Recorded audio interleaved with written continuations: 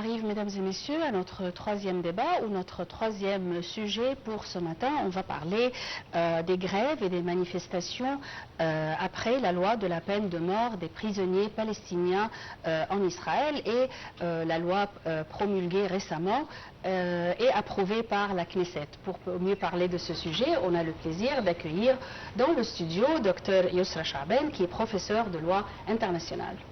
Bonjour. Bonjour. Bonjour. Alors on va voir ensemble un reportage, puis on va commencer notre débat.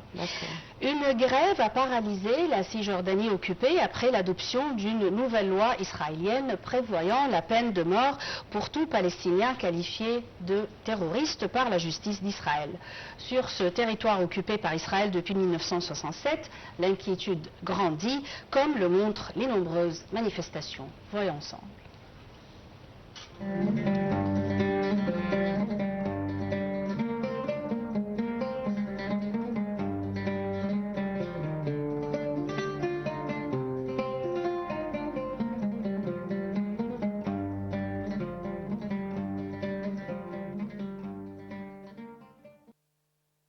Le Fatah a appelé à une grève générale pour protester contre l'adoption d'une nouvelle loi israélienne prévoyant la peine de mort pour tout Palestinien de Cisjordanie accusé d'un acte qualifié de terrorisme par la justice d'Israël.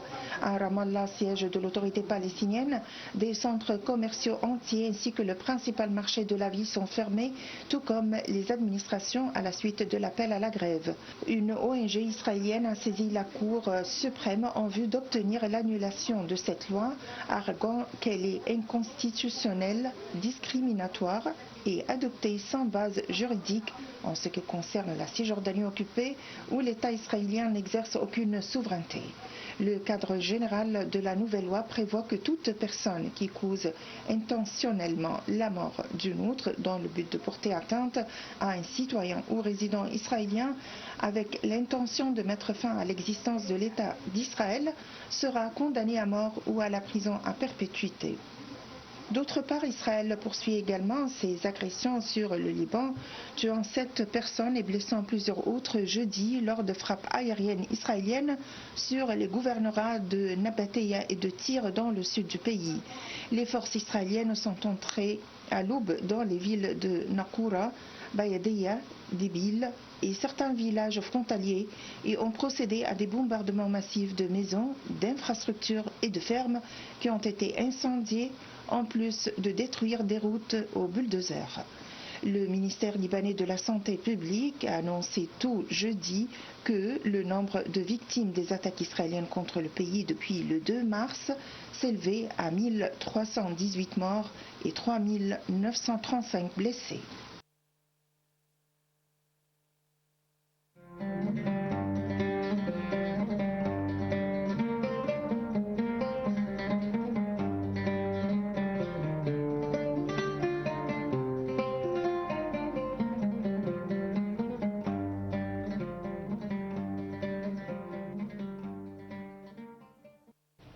De retour au studio avec notre invité, Dr Yousra Chaaben, qui est professeur de loi internationale.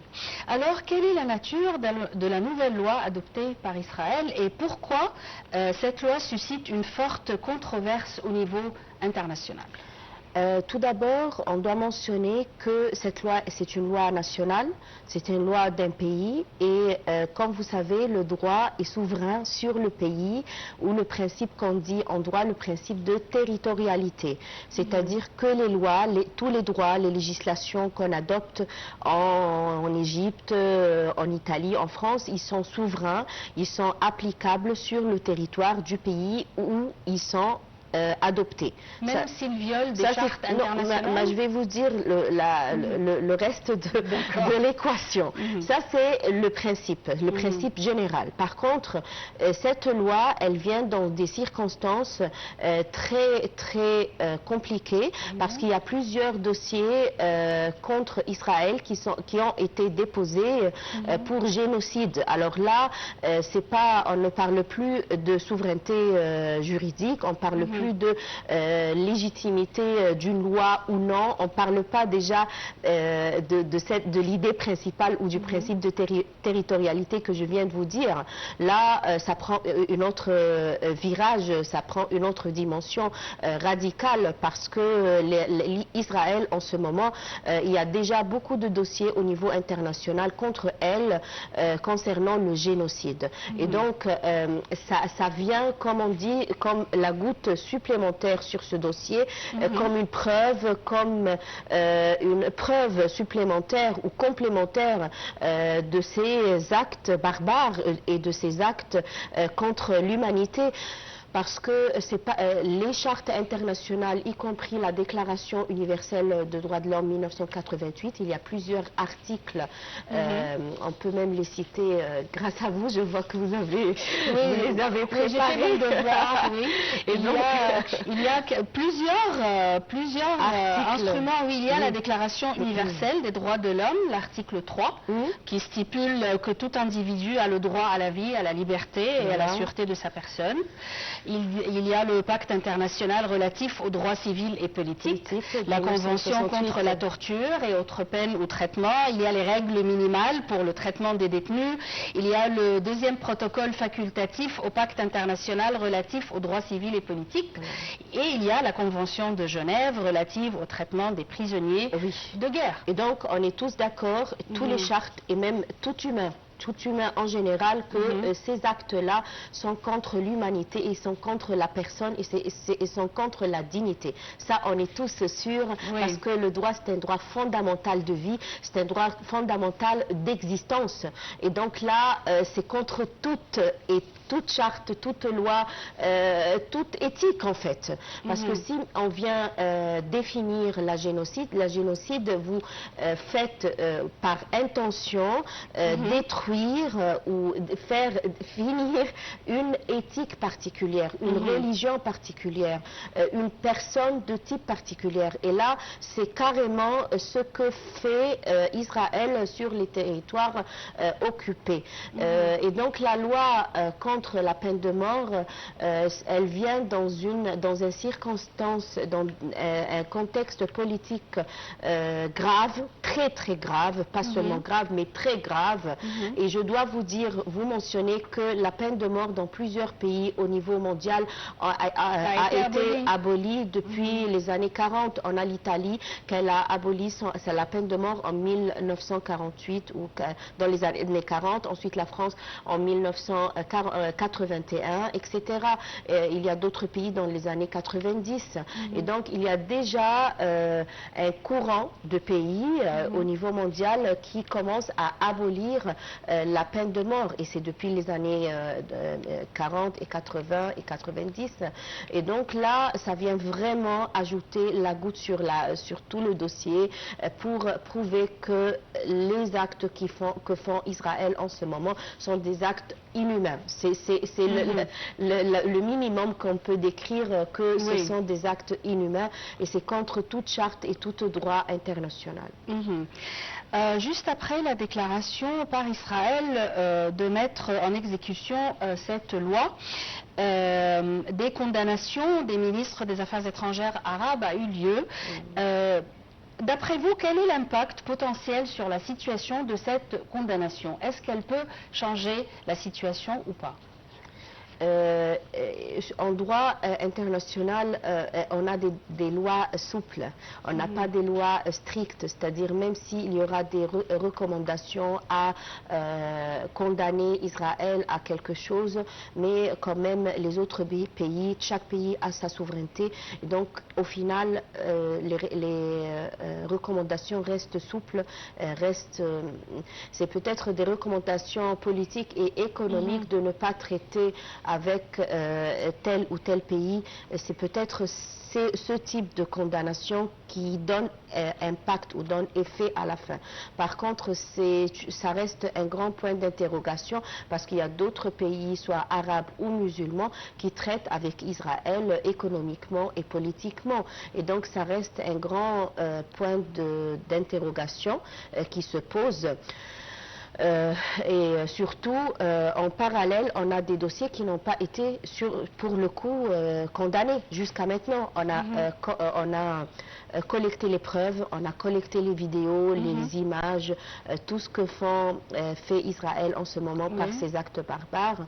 Mais on le a même mis Conseil, l'étiquette de génocide, voilà, sur tous les, par contre, jusqu'à maintenant, ok, on a fait tout ça, et c'est la dignité humaine qui fait ça, et la sensibilisation au niveau international qui fait ça, qu'on doit faire tout ça. Par contre, au final, on trouve que les résultats ne sont pas les résultats attendus. Par contre, à mon avis, l'Égypte, elle joue un rôle politique très sage et très intéressant et très responsable, parce qu'elle prend un autre, à mon avis, un autre chemin.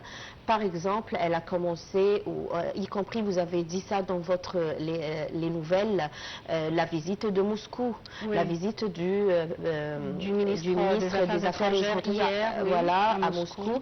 Là, l'Égypte, elle prend un chemin, une voie parallèle à ces condamnations juridiques, légales, parce qu'on a vu qu'elle n'a pas donné ses fruits, on n'a pas donné les effets attendus. Et donc, on a commencé un autre chemin avec Moscou qui soutient quand même, ou qui aide à soutenir les pays au Moyen-Orient, dans ces divers conflits que traverse la région, en Libye, au Soudan, en Israël et les Palestine, les territoires occupés, le conflit Iran et pays du Golfe, Amérique, etc. Et donc l'Égypte, elle a commencé à prendre un pas de négociation, de diplomatie. Et c'est toujours le cas pour l'Égypte. Elle essaye dans le premier rang, deuxième rang et même le troisième rang et tous les tentatives aussi, voilà, de trouver des solutions pacifiques et diplomatiques. Et donc, à mon avis, cette visite du ministre des Affaires étrangères égyptien à Moscou, j'espère qu'elle donnera des effets positifs, qu'elle donnera des effets vraiment diplomatiques grâce à ces négociations et ce soutien de la Russie. Pourquoi, à votre avis, cette loi a été promulguée, puisque de toute façon Israël tue des dizaines et des centaines de Palestiniens tous les jours? Pourquoi Israël a senti qu'elle a besoin d'une loi approuvée par la Knesset? Franchement, à mon avis, elle veut donner une étiquette légitime à ces actes, déjà. Elle veut vous savez, dans toute décision juridique, on a motif et dispositif, c'est-à-dire on a pourquoi on a donné cette décision et la décision finale, montou el hukm.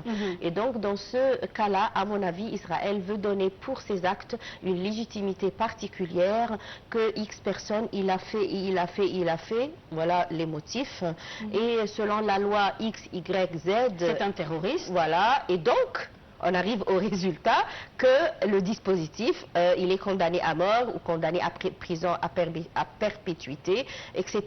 À mon avis, elle donne la légitimité à ces actes. Deuxième chose, c'est la fin de sa ligne droite. Je pense que c'est un acte qui prouve ou qui ajoute à son dossier de génocide. Elle dit, peu importe vous allez faire quelque chose ou non, moi je continue mes occupations. Est-ce que cette loi, elle peut alléger un peu les sanctions contre Israël si jamais elles seront prises à cause du génocide? Cette loi va abolir l'idée de génocide? Elle va pas abolir, mais il sera preuve contre preuve. C'est-à-dire, elle va peut-être présenter ces dossiers-là par ces motifs, de par ces motifs-là, on a ces résultats. Donc, c'est pas un génocide. Peut-être, hein, on ne sait pas, mais peut-être qu'ils ont cette idée. Peut-être, ils ont cette idée. Par contre, dans tous les sens et dans tous les côtés, ça sera toujours, comme je vous dis, une valeur ajoutée, pas dans le bon sens, mais dans le mauvais sens ou le sens négatif sur son dossier de génocide. Et quels sont les principaux obstacles à la mise en œuvre d'une solution pacifique à ce conflit israélo-palestinien après cette loi promulguée et approuvée par la Knesset? Quelles seraient les conséquences au niveau international? Déjà, quand vous voyez le monde en général vit des circonstances politiques et économiques instables. Et ça ajoute à ce contexte de Moyen-Orient et ce contexte politique cette loi. C'est-à-dire vraiment, c'est pas du tout le moment, c'est pas du tout le temps pour faire passer cette loi. Même si ils sont vraiment contre l'humanité, même s'ils veulent vraiment détruire toute une population, mais à mon sens, c'est pas du tout le moment de le faire, parce que déjà, tout le monde, tout pays interne et au niveau externe, on a tous des conflits et des défis, si je peux dire dans le bon terme, des défis au niveau interne et international. Donc c'est pas du tout le moment. Et c'est une provocation, c'est une provocation. Oui. Le représentant de la Palestine à la Ligue arabe a fait plusieurs déclarations concernant ce problème et d'autres problèmes comme la mosquée de l'Aqsa qui est fermée sur ordre d'Israël en violation du droit international, qu'Israël incite ses citoyens contre les citoyens chrétiens aussi de Jérusalem occupée, pas seulement les musulmans.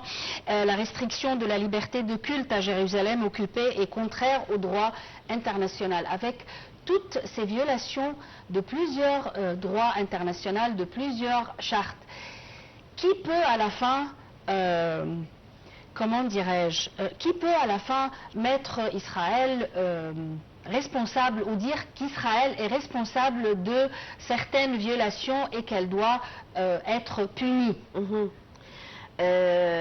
Il y a deux choses, à mon avis, deux axes pour répondre à votre question. Tout d'abord, responsable et au final. C'est-à-dire, moi, je pose la question. Après après qu'on dise que Israël est responsable.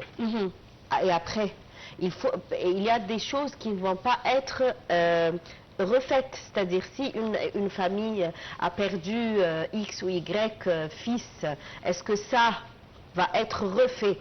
Ils vont revoir leur fils? Non, jamais de la vie. Et donc la responsabilité, le fait c'est pas, on sait tous que Israël elle est responsable. Tout humain sait que Israël elle est responsable. Par contre, au final, est-ce qu'il va faire retourner le moulin de la vie? Non. Jamais. Et donc, ça c'est un premier axe. Et à mon avis, le deuxième axe, c'est un plan qui a été mis depuis très longtemps. Et c'est comme le train qui prend son chemin. Israël, à mon avis, ne retourne pas en arrière. Et donc, la prise de décision en ce moment-là, ça sera comme le médicament qu'on prend lorsqu'on a une petite grippe. Mais ça ne sera pas vraiment le médicament radical de ce dossier-là. Parce que il a pris du temps, il a pris des événements, d'autres complexités ont ajouté à ce dossier-là. Et donc, la solution, à mon avis, ne serait pas si facile que ça, mais à mon avis, la solution qui va être vraiment tranchante, qui va vraiment donner effet et fruit, ce sont les recommandations économiques et politiques, parce que ça impacte directement la situation interne d'un pays. Rappelons toutes les recommandations économiques qui ont été faites sur la Libye, sur le Soudan, sur la Russie. Exactement. Ils ont affecté directement le niveau interne, le citoyen dans son quotidien. Et donc là, la volonté politique, les ministres, le président du tel ou tel pays seraient sensibilisés à revoir sa politique. Est-ce que je fais ça, je continue dans mon chemin là et mes citoyens internes ne supportent pas ces restrictions économiques et politiques? Et peut-être ils vont faire des manifestations. Ou le contraire. Et là, à mon avis, ce sont les recommandations strictes, politiques et économiques qui peuvent encore, je vais dire, c'est un scénario encore possible et probable, peuvent donner effet parce que les seules recommandations ou solutions politiques seront pacifiques et diplomatiques, ils n'ont pas effet. Solution de guerre, c'est pas du tout le moment, ni le temps, ni l'air de le faire. Et donc, politique, point d'interrogation, de guerre, solution de guerre, point d'interrogation. À mon avis, ce sont surtout les solutions économiques qui impactent l'économie interne du pays qui vont... et donc là, ça se pose la question, si d'autres pays traitent avec... voilà, Israël, c'est ça, c'est la point d'interrogation qui se pose. C'est pas facile du tout, de terminer cette édition de Bonjour l'Égypte avec ma phrase préférée de restons optimistes, mais essayons de rester optimistes de toute façon. Docteur Yousra Chaaben, je répète que vous êtes professeur de loi internationale. Merci beaucoup pour vos explications. Merci mesdames et messieurs pour votre attention. Essayons de rester optimistes et à la prochaine.